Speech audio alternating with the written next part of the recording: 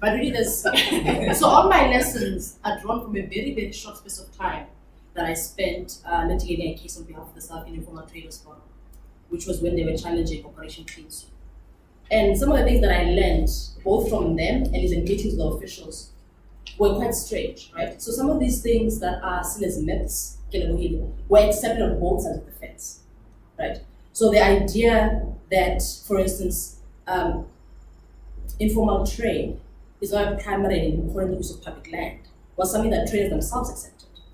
That when we were talking about whether to litigate or not, traders were saying, look, if the municipality was gone now, let's take the mess so they can put somewhere else. So they were ready and willing to accept that public land is not for them to use to make a living. So that already is like, what? That blew me away, and I had people who are strong women, strong activists, but who had accepted this all along, and they were able to narrate to me how many times they'd been moved and what had happened when they moved and how they had to start afresh. Right? So there's this whole idea that public land is not for us, is informal trade, it's for other people.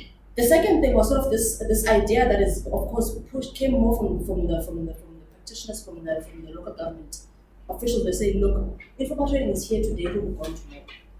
And listening to Caroline speaking about how it's here today, it's going to be bigger tomorrow.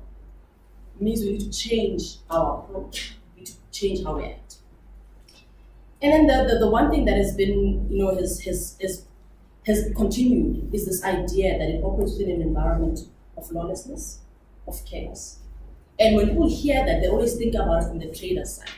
But our experience in the litigation that SERI has been involved in, but also in the other cases that are documented in this publication, it's how that lawlessness has come from the state, right? The state being fully aware of our constitution. In instances, for instance, where there were cases that said, look, their right to dignity demands that people need to make a living. You must try and create a fostering environment, allow them to do that. But the state was coming in and saying, look, it's hard. They're saying, it's easier this way. It's easier to just sweep everything away than to actually sit and try and see how can we act or to actually enable trade. And the reality is that all those things are not there. It's not that. There's no lawlessness. One of the things that I learned from SIJEP during the litigation is how they themselves, an organization, kept the bylaws and they would recite them by heart, right? They knew that if you only allowed a 5 meter space, the road, the pavement must be this specific size. They knew that you can't have your goods out at night. They knew these things by heart. So the law in the trader's house was always there.